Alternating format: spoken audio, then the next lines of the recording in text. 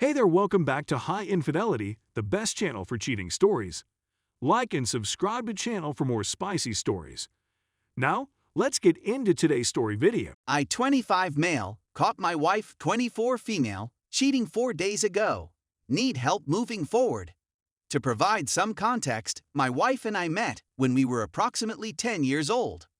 We've had a thing for each other since we were kids, but it wasn't until we were 18 that it became serious. I knew she was madly in love with me, and I was madly in love with her, therefore the only logical next step was marriage.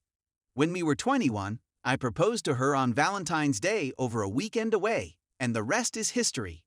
We both make ends meet with respectable careers, lovely well-kept homes, no children, a great group of friends, and polite families. In my opinion, everything was wonderful. When I started using her phone, the adultery began. I saw messages to a man from her workplace. This wasn't overt flirting, but it was unusual and provocative to me. He'd say things like, "I've had such a long day at work." And she'd say things like, "I've had such a long day at work." I confess that I have a temper, and I was not going to let this happen. I told her she couldn't contact him, that she couldn't block him in front of my face, and that she wouldn't have me if she did. She did all I requested of her. This leads me to Sunday evening. My cousin and I run a company together. We began it at the age of 20 and it quickly took off. We have an office where I sometimes sleep when my job load becomes too much for me. I generally order in and get the job done, and if it's too late, I'll sleep it off. So I texted my wife about lunchtime. Me and cousin are probably going to be held here all night. I'll order in so you can dine without me and don't have to wait up. I adore you. She answered minutes later, saying she was sorry she wouldn't be able to meet me that night, but she wished me luck with my job and stated she loved me as well. Everything was fine. Think about late that night. I decided that work had eaten up too much of my weekend and that I needed to visit my wife, whom I assumed also wanted to see me. So, about 7 p.m., I started making my way home. When I arrived home, I heard voices upstairs but couldn't make them out. So I walked up and saw my wife and the man. I acknowledged that I didn't manage it as well as I could have. I began by hitting his as he attempted to look, "Dude, I'm sorry." I threw him out and told him he had to go home without his shoes. My wife was frantic from the time. I stepped in, and I almost got violent with her as well, but I didn't. Throughout it all, she screamed and cried, stating it was a foolish mistake, but by this time, my fears from the text conversations had been validated. I constantly urged her to conserve her breath, and that I didn't want to hear any of her illogical justifications. I debated returning to the office, but I instructed her to gather her bags and remain wherever she could. I needed her out of my sight. Since then, she has remained with her closest buddy. Since then, her friends and family have blown up my phone, but I've ignored them. I did, however, inform her father of what had occurred. He was furious and sided with me. My rage has given way to regret at the idea that our nearly lifetime adventure has been thrown away for some sleazy person from her workplace from the first day. I've been keeping busy, but I'd be lying if I claimed I haven't spent every spare time sulking / crying lamenting over what occurred. I'll be calling attorneys first thing tomorrow morning to start the divorce process. Update. A lot has transpired since the previous article. I apologize in advance for the length of this post. Also, I'd want to express how much I liked everyone's comments on the first post. I've done quite a few things since the initial post. I had my STD tested and everything was okay.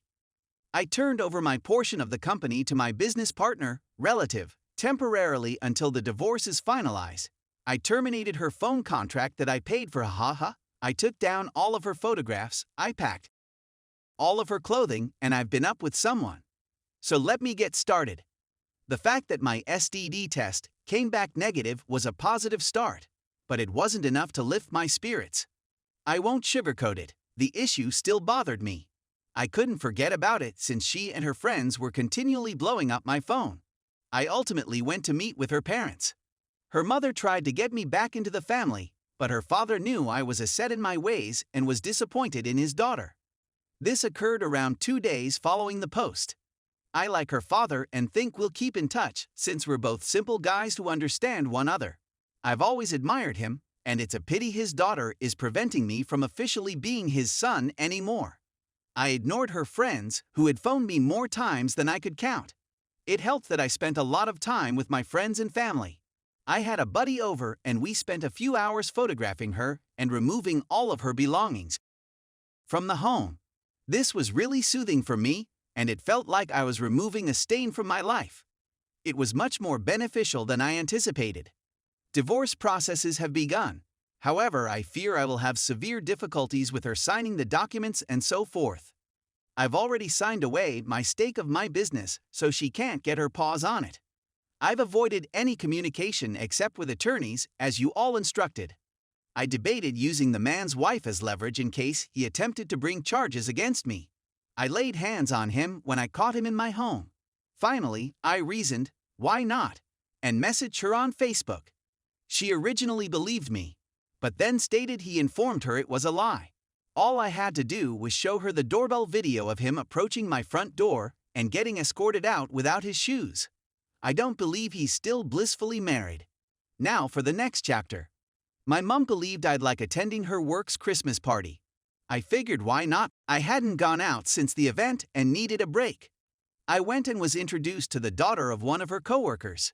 We hit it off and left the party together, but we didn't that night. She came over a couple nights before Christmas Eve and we hit it off right away. We upped many times and she stayed for 2 nights. Now, she's not a love at first sight substitute for my wife, but she is a nice lady who is surely keeping me company at a time when I need it the most. Christmas Day was more difficult than I imagined since I'd spent it with my so for a long, but having my family around me, feeding and watering me, helped a lot. Overall, I believe I am dealing much better than I anticipated. I just wanted to thank everyone who reached out to me, everyone who left a kind remark, and everyone who has gone through the same situation and is still standing strong. Story 2. She cheated and I thought we were a success story. I blogged last Sunday on what would have been our 23rd wedding anniversary, but I never told my story.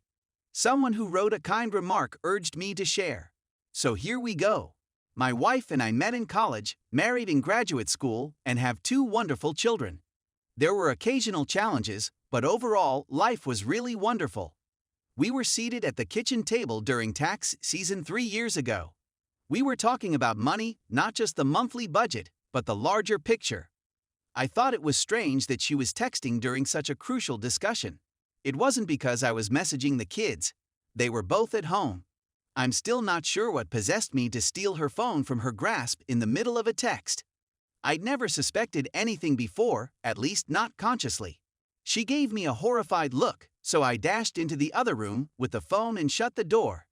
The text thread was about her AP and a weekend in Vegas. I was really taken aback. She was shouting and weeping as she pounded on the door. I pretended to be her and texted him. I can't wait to get between the covers with you again, I wrote.